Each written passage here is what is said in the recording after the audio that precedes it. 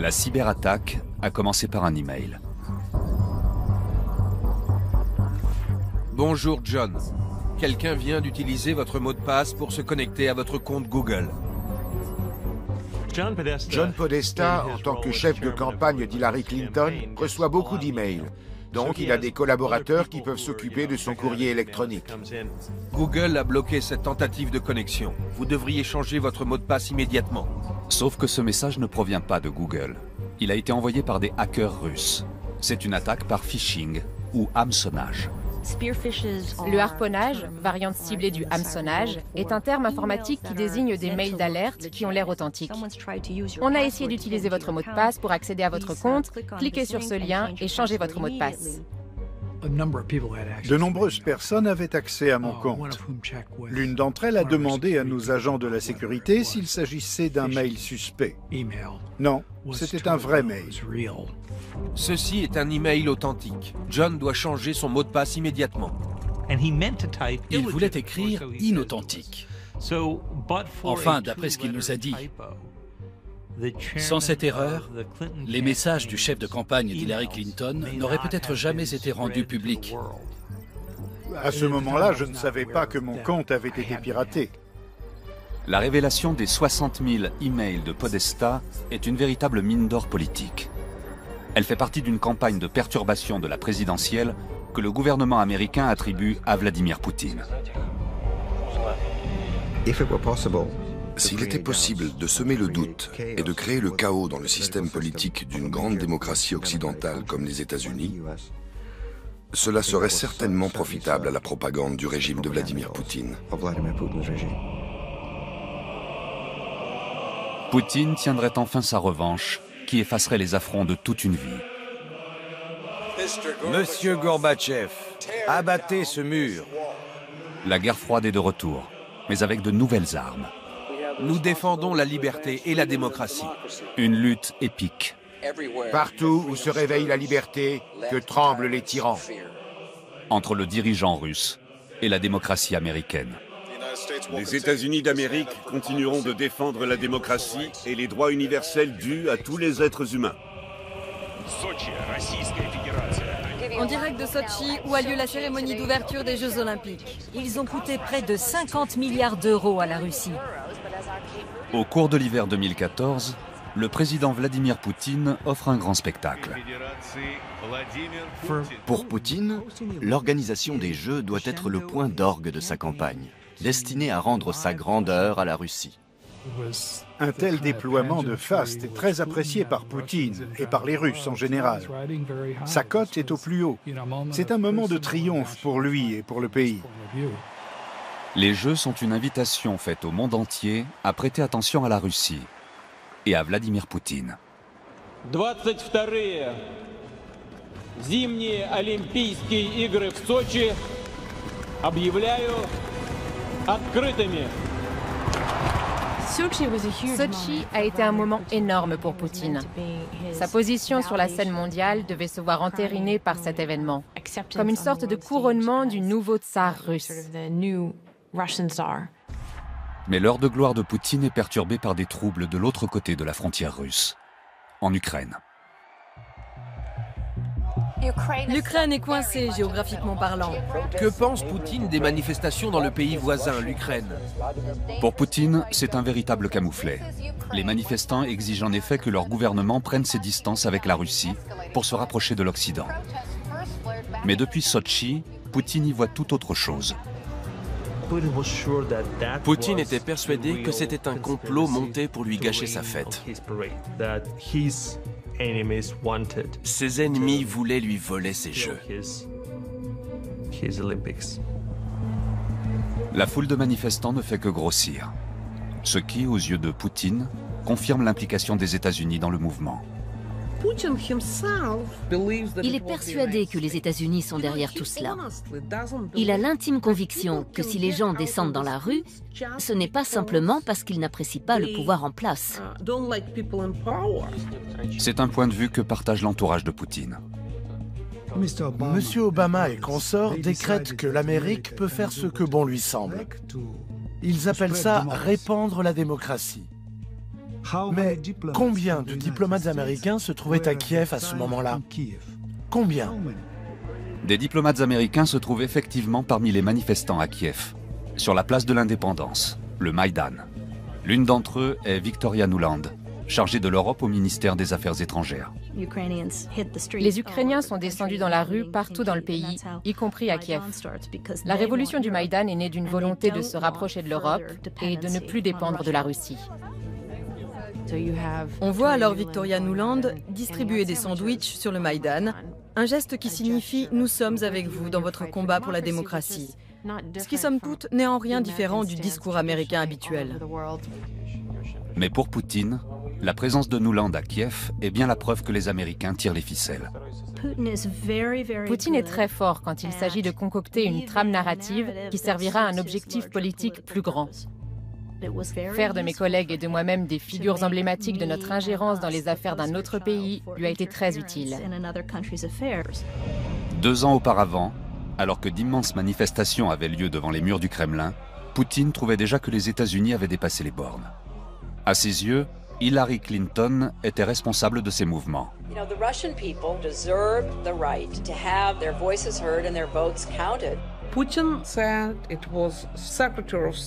Poutine a dit que c'est Hillary Clinton qui avait fourni des fonds et des moyens aux opposants russes et qui les avait fait descendre dans la rue. Il ne fait aucun doute que Poutine veut se venger de Clinton. Elle est son adversaire et il veut lui rendre la monnaie de sa pièce. Poutine attend désormais le moment propice pour lancer sa contre-attaque.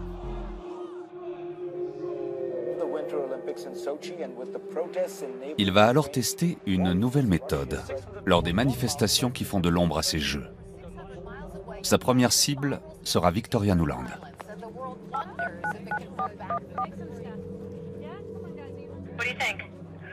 Tout commence par l'interception d'un appel téléphonique. Nuland parle de l'avenir de l'Ukraine. Et à cette occasion, elle profère une grossièreté à l'encontre de l'Union européenne. Mon fameux juron de Chartier.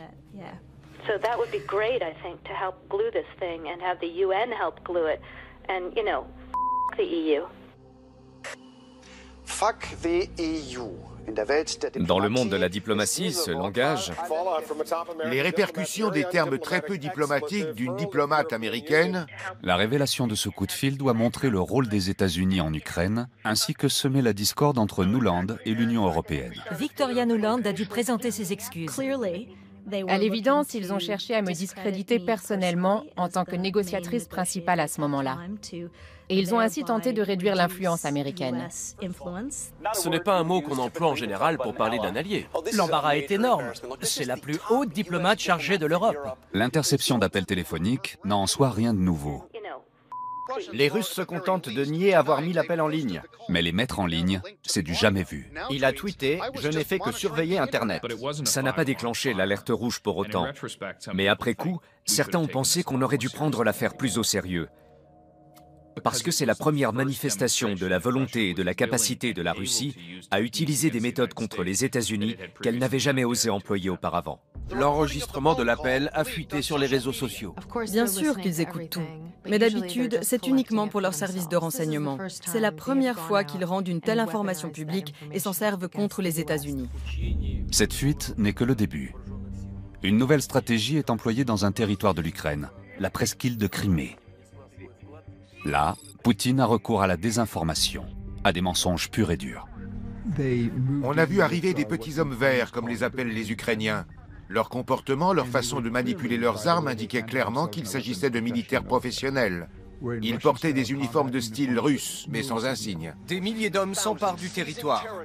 Poutine sait qu'une invasion de l'Ukraine serait une violation du droit international et provoquerait inévitablement une riposte américaine. Les troupes se sont donc déguisées et Poutine a nié qu'il s'agissait de militaires russes. Pour moi, c'est une manœuvre tactique impressionnante. Il a tout bonnement pu envahir un gros morceau de territoire d'un pays voisin. Bras de fer en Ukraine, où toujours plus de soldats ont... Et il a procédé de telle sorte qu'on a compris ce qui se tramait réellement qu'une fois le fait accompli. La Russie annexe la Crimée, sans avoir tiré le moindre coup de feu.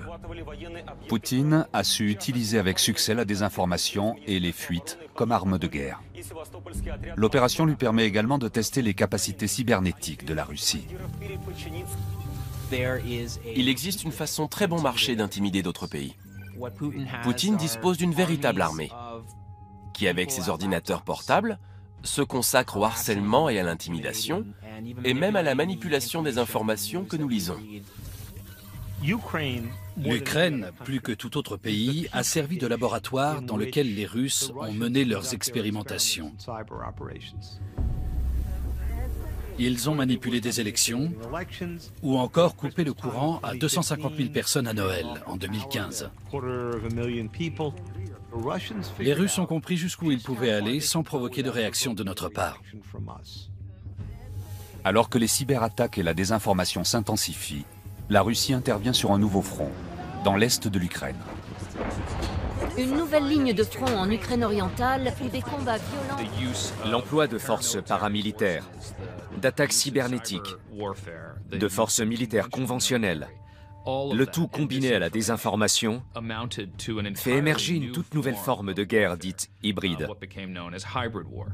À Washington, le gouvernement américain peine à élaborer une riposte aux actions de Poutine. Comment lutter contre de tels agissements quand la partie adverse nie jusqu'à l'existence même de ces agissements? Quand on vous assène, mais de quoi parlez-vous? On n'a rien à voir là-dedans. Le président Obama se dit très préoccupé. Lors de multiples appels téléphoniques à Poutine, le président Obama aborde la question des petits hommes verts. Tony Blinken se trouve dans le bureau ovale à ces moments-là. Poutine a nié la présence de la Russie en Ukraine. C'était un mensonge pour le moins sidérant. Obama lui a dit « Vladimir, nous ne sommes pas aveugles. Nous avons des yeux, nous pouvons voir. » Et Poutine est passé à autre chose, comme si de rien n'était. Au Pentagone, certains pensent que Poutine ne peut comprendre qu'une seule chose, la force militaire. Il fallait dissuader la Russie. Dans mon service, on pensait que la meilleure façon de faire peur aux Russes était de brandir la menace d'un prix fort à payer pour leur intervention militaire, un prix en vie humaine. Avec nos armes anti-chars, on pouvait frapper les blindés russes qui s'attaquaient aux Ukrainiens et des soldats russes allaient mourir. Le directeur de la CIA est également d'avis qu'il faut prendre des mesures énergiques. J'ai repensé à mes jeunes années dans les cours d'école du New Jersey. Il y avait toujours des petites brutes qui voulaient nous intimider. Et elles ne s'arrêtaient pas tant qu'on ne les avait pas fait saigner du nez. Je me suis dit qu'une petite hémorragie des fosses nasales aurait fait du bien à M. Poutine. Il aurait reculé, car comme la plupart des petites brutes, il aurait compris qu'il ne pouvait plus faire la forte tête. Il y a beaucoup d'esbroufs là-dedans. Mais Obama n'est guère disposé à entrer en conflit avec la Russie. Et il n'autorise pas la livraison d'armes à l'Ukraine. Obama répond à la situation en Ukraine en imposant des sanctions à la Russie, qui vont toucher les entreprises et les citoyens russes que les Américains considèrent comme partie prenante à cette crise. Ceux qui ont déjà eu affaire à Poutine s'inquiètent de l'inefficacité de ces mesures. Poutine a tablé avec succès sur une réaction pas trop douloureuse pour lui s'il agissait discrètement et en niant tout, et en allant toujours un peu plus loin plutôt que d'attaquer frontalement. Un peu comme dans la fable de la grenouille cuite, qu'on fait lentement bouillir dans une eau de plus en plus chaude. Et il avait raison. Bientôt, Poutine va aller plus loin et s'en prendre directement aux États-Unis. C'est une vengeance, mais c'est aussi une remise à égalité. Par ces représailles, il veut dire « Vous vous mêlez de notre vie politique? Nous allons vous montrer que votre démocratie n'est pas aussi solide que ça, et que l'exceptionnalisme américain n'est pas aussi parfait que ça. Vous aussi pouvez être exposé aux ingérences, au chaos et aux moments d'embarras dans votre processus électoral. » L'occasion d'attaquer la démocratie américaine se présente quelques mois plus tard. C'est la saison des grandes déclarations politiques. Le pays se prépare pour la présidentielle de 2016. Le candidat rebelle, Donald Trump, est omniprésent dans les médias et s'attire toute l'attention.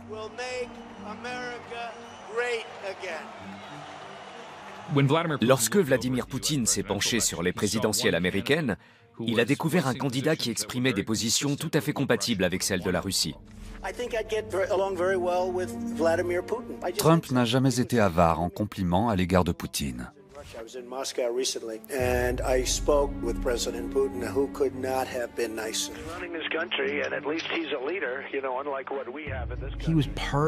L'idée de miser sur une amitié avec Poutine est venue de lui personnellement. Du genre, on va être les meilleurs amis pour la vie. C'en est arrivé à un point où Trump défendait systématiquement Poutine si on le critiquait devant lui.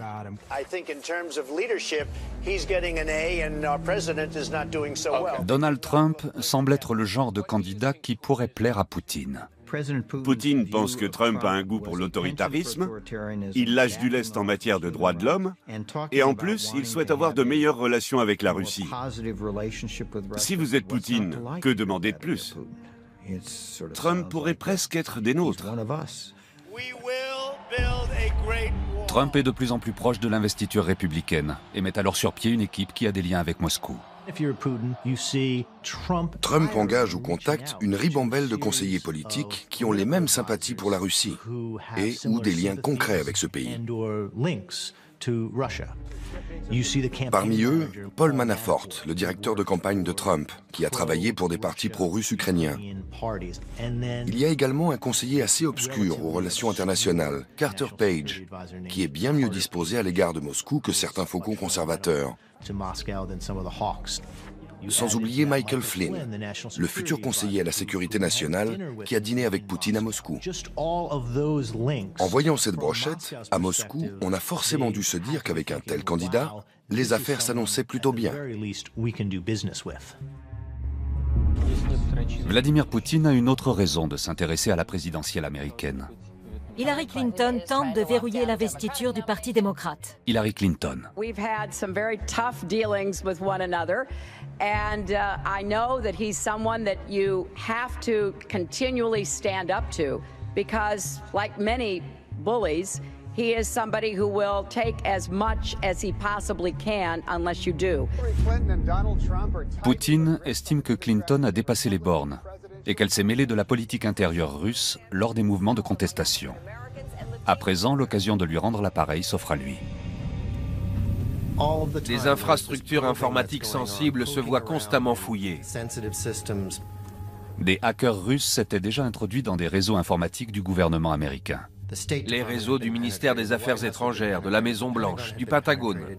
Ils ont à présent une nouvelle cible, le réseau informatique du Comité national du Parti démocrate, le DNC.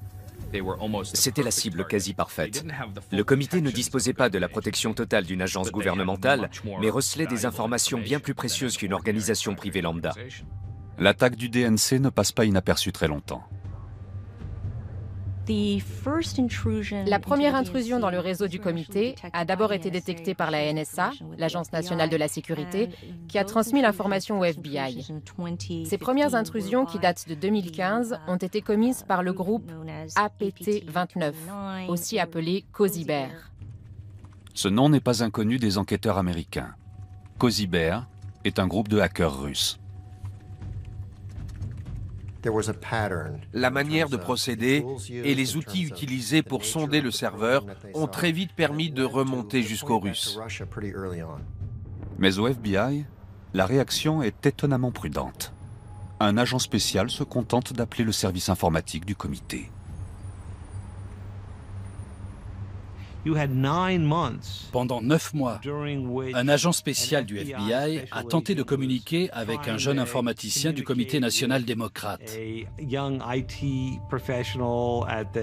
celui-ci ne croyait même pas que son interlocuteur était réellement du FBI.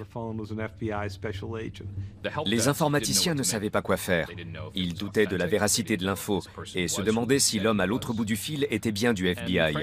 Honnêtement, ils n'étaient pas du tout équipés pour gérer ça. À aucun moment, un employé du FBI n'est sorti de son bureau pour se rendre au siège du comité. Je l'ai fait quand nous préparions la reconstitution du piratage. Ça prend environ 12 minutes à pied. Et encore si on s'arrête en route pour s'acheter quelque chose. Mais personne n'a pris cette peine au FBI. Les hackers russes ont un accès étendu aux serveurs du DNC.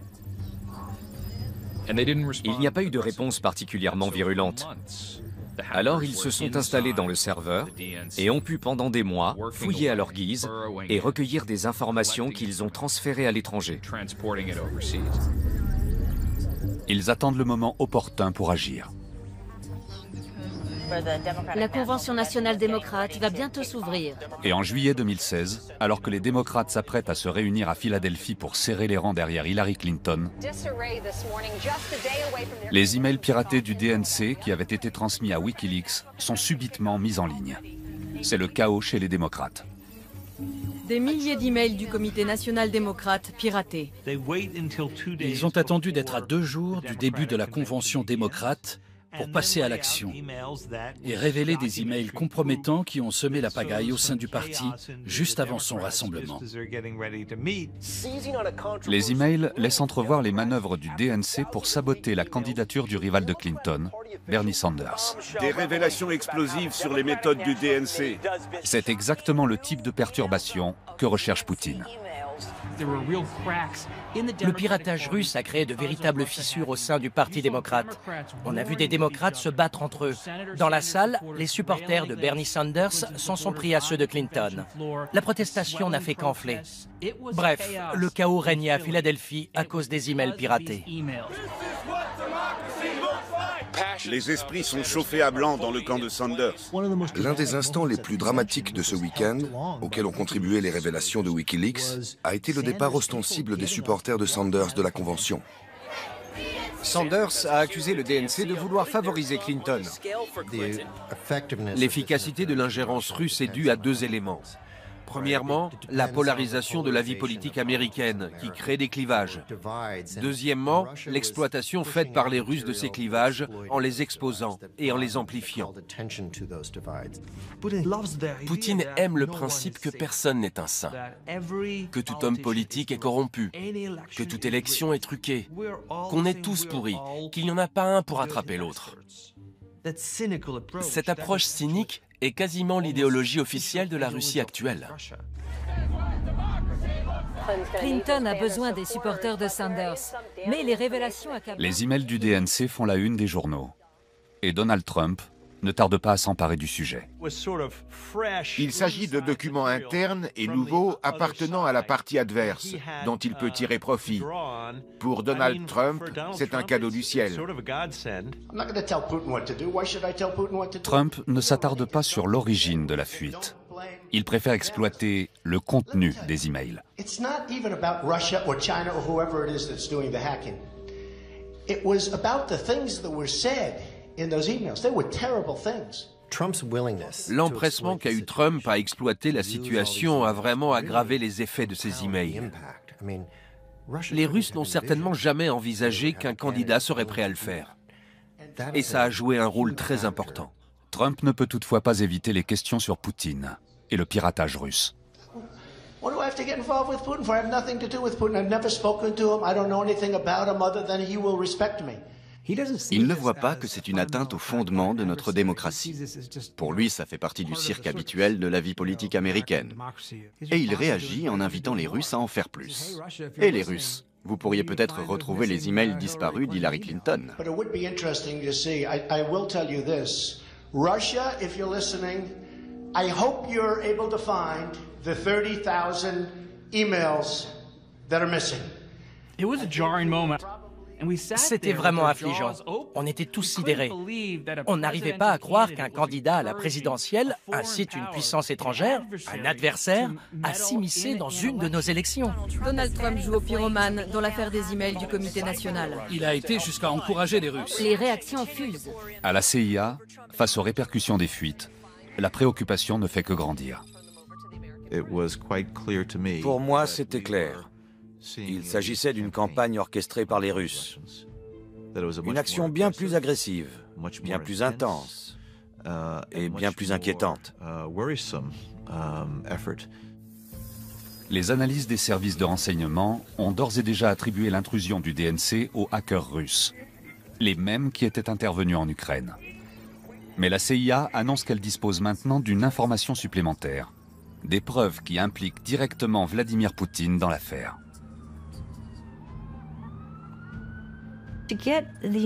Obtenir ce type de renseignements, c'est un véritable tour de force de la part de la CIA. Les renseignements indiquent que Poutine est derrière l'opération. Il place ses pions. Non seulement il est au courant, mais il sait qu'ils vont se servir de ces informations comme d'une arme. Il se sert très rarement du téléphone ou de moyens de communication électronique. Les renseignements obtenus par la CIA sont d'autant plus précieux. La nature précise des découvertes de la CIA est confidentielle. Mais pour Brennan, elles ont complètement changé la donne. C'est quelque chose qui nous a tous inquiétés, en particulier parce qu'on ignorait l'envergure de l'opération. On ne savait pas non plus jusqu'où les Russes étaient prêts à aller pour porter réellement atteinte à l'intégrité du processus électoral.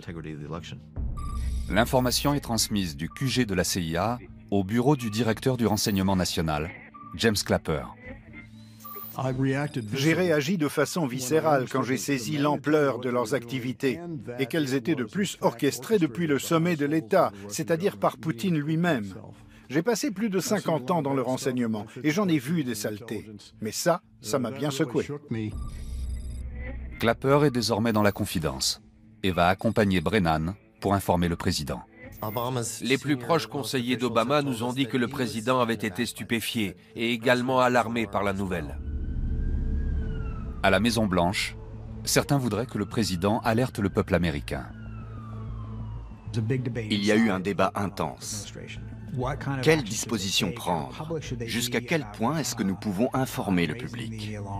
Des spécialistes de Poutine s'inquiètent de voir les attaques se poursuivre si le président américain ne riposte pas avec force.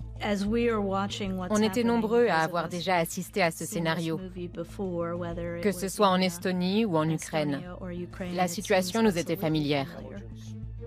Toutes les personnes impliquées dans les débats partageaient le même point de vue. Il fallait dénoncer les Russes le plus rapidement possible et organiser une riposte musclée. Obama aurait pu ordonner la destruction des serveurs informatiques impliqués. Il aurait pu faire des révélations sur Poutine lui-même et ses liens financiers avec les oligarques.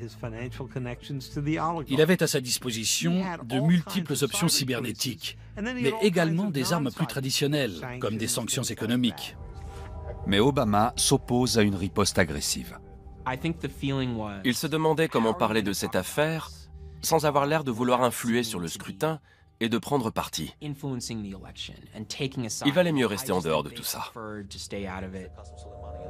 Le président Obama avait le souci de ne rien faire qui risquerait de confirmer la prophétie autoréalisatrice des Russes, à savoir la remise en cause de l'intégrité du processus électoral. C'est très malin de la part de Poutine, parce qu'on aurait pu accuser Obama de faire précisément ce que Poutine était en train de faire. Et cela risquait de jeter le discrédit sur le scrutin. Ce qu'il ne faut pas oublier non plus, c'est que l'administration Obama s'attendait à une victoire d'Hillary Clinton. Et ils craignaient qu'en intervenant à ce moment-là, ils auraient vraiment eu l'air de la favoriser. C'est l'exemple type de la propension de cette administration à suranalyser les choses, alors que les Russes sont tout simplement en train de les cogner.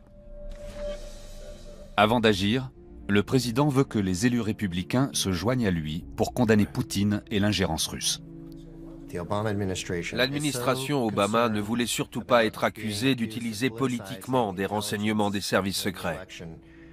Ça ne leur plaisait pas du tout de voir le président s'exposer seul en annonçant « Voici ce que fait la Russie. Ils interfèrent dans notre élection ». Ils voulaient que les deux parties condamnent conjointement Moscou. De hauts responsables des services de renseignement se rendent au Capitole pour informer les dirigeants du Congrès de la situation. Ils étaient tous là. Paul Ryan, Nancy Pelosi, Mitch McConnell, Harry Reid et les présidents des commissions des affaires étrangères et du renseignement. On leur a communiqué tout ce qu'on savait. Le chef des Républicains au Sénat, Mitch McConnell, affiche le plus grand scepticisme et avertit qu'il ne s'associera pas à une mise en garde officielle et commune contre Poutine. Mitch McConnell leur a dit que s'ils faisaient ça, lui et ses collègues républicains le considéreraient comme un geste en faveur d'Hillary Clinton. Ces réunions hautement confidentielles ont lieu à huis clos.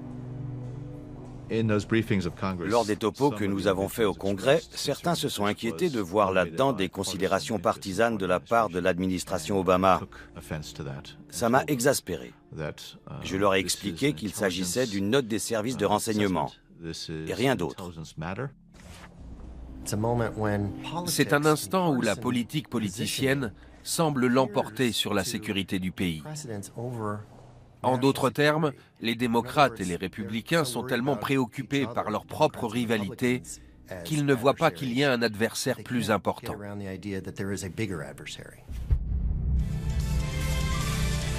À Moscou, le président Poutine nie être au cœur du piratage, mais il semble content d'être au centre de l'attention. Tout le monde s'est mis à parler de la Russie. On a soulevé quelques questions. Manifestement, Poutine se délectait d'être interrogé au début du mois de septembre. Il a donné quelques réponses convenues, avec un brin d'ironie. C'est tout.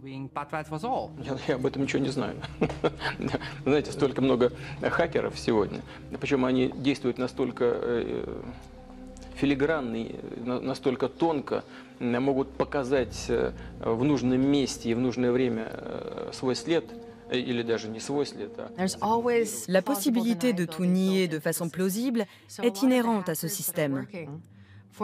Les hackers qui travaillent pour les Russes ne portent pas forcément des uniformes avec des épaulettes. Ils ne sont pas tous installés dans une casemate des services de renseignement militaires russes.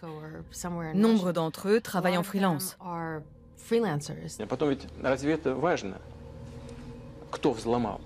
Там вот эти какие-то там данные из штаба, придворного штаба госпожи Клинтон. Разве это важно? Важно, что является содержанием того, что было... Les Russes ne démentent pas vraiment. C'est une tactique typique de leur part. Ils opposent un semblant de démenti, mais en même temps, ils vous disent avec un petit clin d'œil, vous allez voir ce qu'on sait faire. En septembre, Barack Obama décide d'adresser personnellement une mise en garde à Poutine lors du sommet du G20 à Hangzhou, en Chine.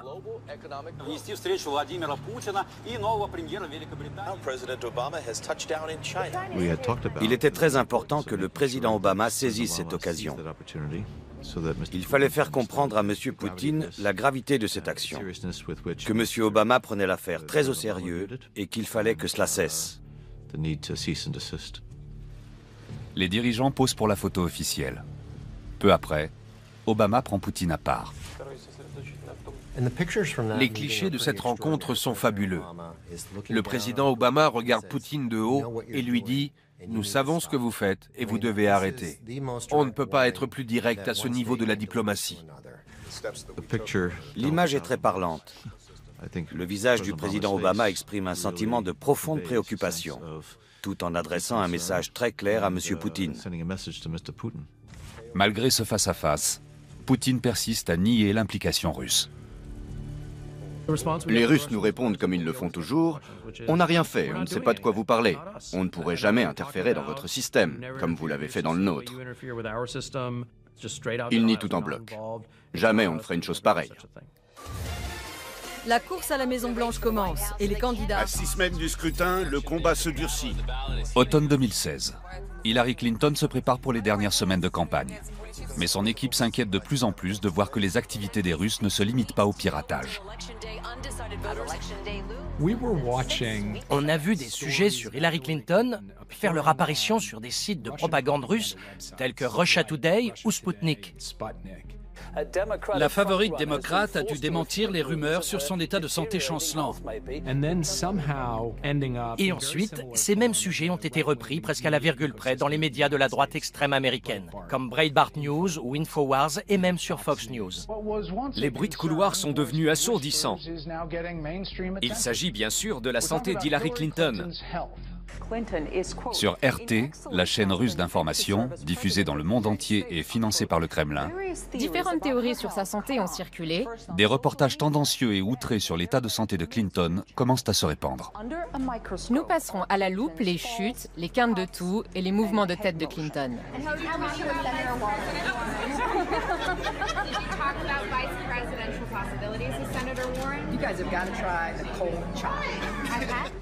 Cette vidéo du mois de juin s'est propagée sur le net et a fait naître une série de rumeurs sur l'épilepsie supposée de Clinton. Certains parlent de légères convulsions. Quel est votre avis? Il s'agit peut-être d'un syndrome post-commotionnel. Vous perdez l'équilibre, vous avez des vertiges. Dans le monde de la guerre hybride et de la désinformation, il suffit d'une information approximative ou inexacte. Les autres vont alors s'en emparer et la répandre à la vitesse de la lumière. Le fait est qu'elle a des discours prévus tous les jours, et elle doit les annuler à cause de ces quintes de tout. Nouvelles interrogations sur l'état de santé d'Hillary Clinton. Les images de cet instant dramatique tournent en boucle. Des sujets similaires apparaissent sur Sputnik, le site d'information financé par l'État russe. C'est une attaque multifront. Très souvent, ces opérations ont recours à des semi-vérités. Cela suffit à faire naître le doute et la suspicion.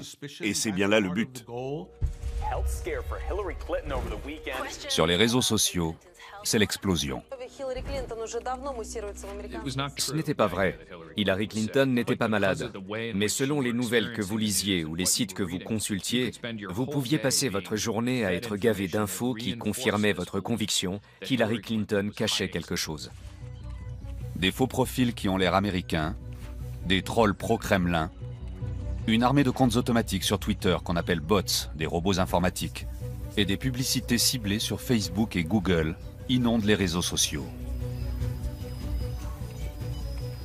Ils ont recours à la technologie actuelle pour répandre de fausses nouvelles, que beaucoup appellent fake news. Ces fake news sont reprises par les médias traditionnels. Et Donald Trump, en pleine campagne, ne va pas hésiter à s'en servir et en tirer profit. And she can't make it 15 feet to her car. Give me a break. Give me a break. Trump reprenait souvent des infos tirées de ce qu'on appelait avant la presse marginale, mais cette presse est à présent au centre de la vie politique américaine. Et on y trouvait pas mal de ces histoires russes inexactes. L'intention de Poutine derrière tout ça, c'est de montrer que tout le monde ment.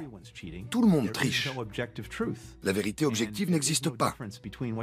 Il n'y a aucune différence entre ce qu'on entend dans les médias occidentaux et dans les médias russes. Poutine est parvenu à brouiller les lignes auprès de beaucoup, y compris aux États-Unis et en Occident. Au Parti démocrate, on accuse des membres haut placés du gouvernement russe d'avoir... Les Russes ont-ils organisé ce piratage pour influer sur l'élection américaine? L'étendue et l'intensité de l'ingérence russe ne cessent de grandir. Et les agences de renseignement sont de plus en plus inquiètes.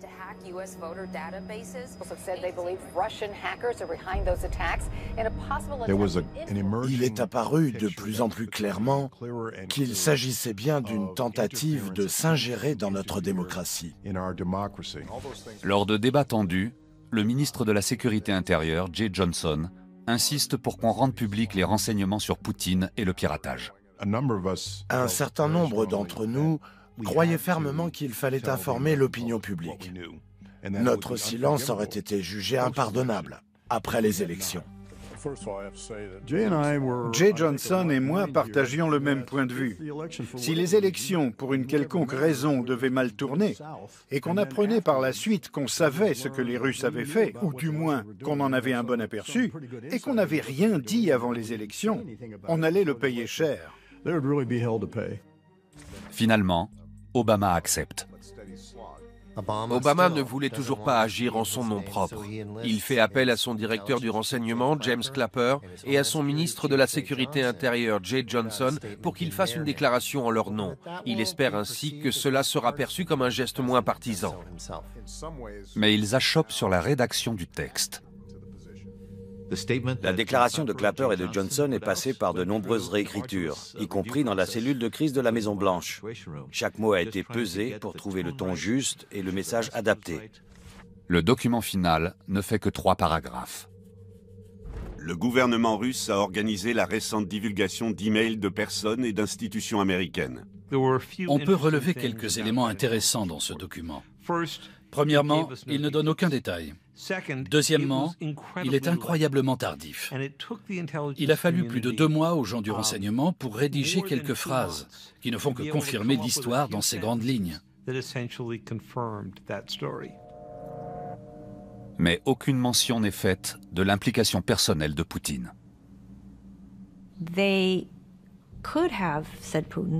Ils ont préféré enlever le nom de Poutine dans la toute dernière mouture pour une question de source et de méthode, mais aussi par souci de ne pas vouloir apparaître trop provoquant.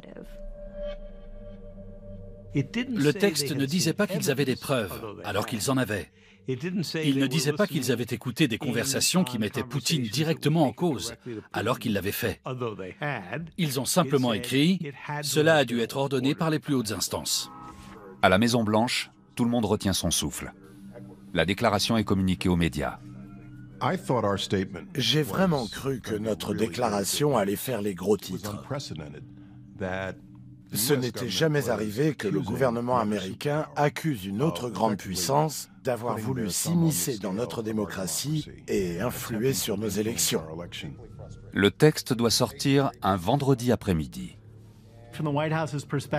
La Maison-Blanche comptait lâcher ce texte un vendredi pour s'assurer d'une couverture médiatique maximale pendant tout le week-end. Ça allait être une grosse affaire. Les plus hautes instances du pouvoir russe ont autorisé des cyberattaques qui ont... On s'est dit qu'on tenait là un bon sujet. On a commencé à réfléchir comment le mettre rapidement sur notre site et changer notre une. Et là, une nouvelle encore plus dingue arrive. Merci, Pete. Et tout de suite, une info qui vient de tomber. NBC News vient de mentionner une vidéo qui montre Donald Trump tenant des propos obscènes sur les femmes. C'est bien sûr la fameuse vidéo de Trump en train de se vanter de pouvoir faire ce qu'il veut avec les femmes puisqu'il est une star. Une information urgente de dernière minute. Le passé explose à la figure du candidat républicain, Donald Trump. La nouvelle de la vidéo tombe à 16 h. Et ça éclipse la nouvelle de l'ingérence de Poutine dans nos élections. La vidéo de Trump devient le scoop du jour. La vidéo d'Access Hollywood est sortie le même jour. Et les médias, comme des moutons, se sont tous précipités sur cette nouvelle botte de fourrage. L'enregistrement audio provoque une onde de choc dans la campagne. Biden estime que les commentaires de Trump... Les propos de Trump sont très offensants pour les femmes. On aurait dit une avalanche. Et la mise en garde que l'administration Obama voulait à tout prix faire passer avec sa déclaration s'est retrouvée ensevelie. Le camp de Trump s'est mis en mode catastrophe. La campagne de Trump va peut-être s'arrêter là. C'est la fin de la campagne. Il ne pourra pas s'en remettre. Et puis, quelques minutes seulement après la révélation de la vidéo de Trump, un nouveau coup de théâtre. De nombreux emails indiquent qu'en privé, les conseillers d'Hillary... Wikileaks se met à publier les emails de John Podesta, interceptés par des hackers russes plusieurs mois auparavant. Mes emails n'ont fuité qu'au mois d'octobre, 1 heure après la révélation de la vidéo d'Access Hollywood. Je pense vraiment que cela a été fait sciemment pour détourner l'attention de la presse de cette histoire-là. Dernière minute. Wikileaks est sur le point de révéler des informations importantes sur Son QG de campagne tente de limiter les dégâts causés par Wikileaks. J'étais en train de m'occuper des précédents emails de Wikileaks quand la nouvelle est tombée. Les gens ont tendance à oublier que s'il y a eu des moments très gênants pour Trump, nous, on a pris de plus en plus de coups tous les jours. Le directeur de campagne Robbie Mook s'est énervé et a déclaré « Bill de Blasio est un terroriste ». Ce n'est qu'un début. La publication des emails de Podesta se poursuit jusqu'au jour du scrutin. La vidéo d'Access Hollywood, c'est comme l'explosion d'une supernova ce jour-là. Tandis que les emails de Podesta ressemblent plus à une mèche qui a été allumée au même moment et qui se consume lentement pour finalement tout faire sauter peu avant les élections.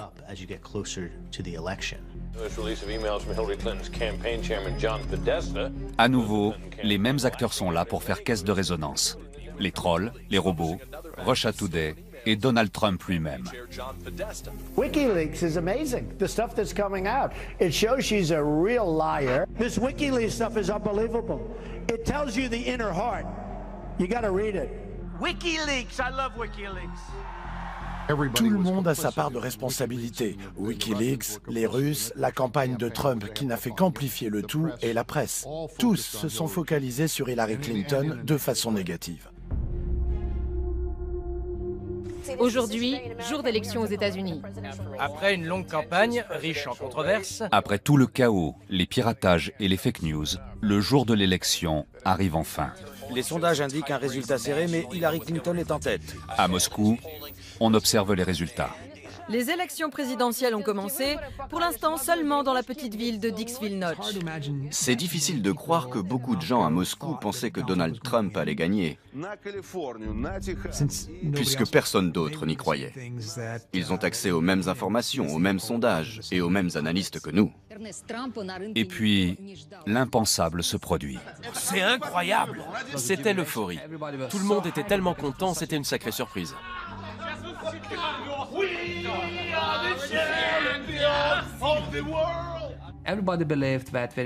Tout le monde pensait qu'il y avait eu un arrangement secret entre les élites pour que Clinton soit élu. À la Douma, certains députés russes n'hésitent pas à lever leur gobelet de champagne.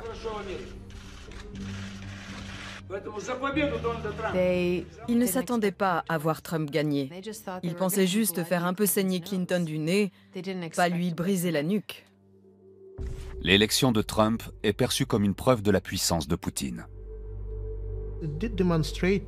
Pour le citoyen russe ordinaire, cela signifie que Poutine décide de la tournure des élections américaines. C'est bien la preuve de la grandeur de Poutine et de la Russie également.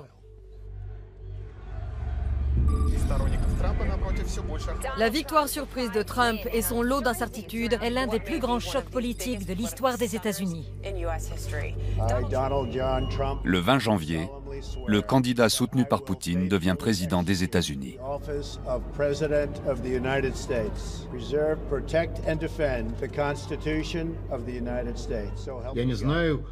Je ne sais pas qui aux États-Unis pense que Poutine a fait élire Trump. Mais Poutine, lui, le croit. Trump a gagné les élections en faisant la promesse de rendre sa grandeur à l'Amérique. Mais l'histoire de l'ingérence russe est loin d'être terminée.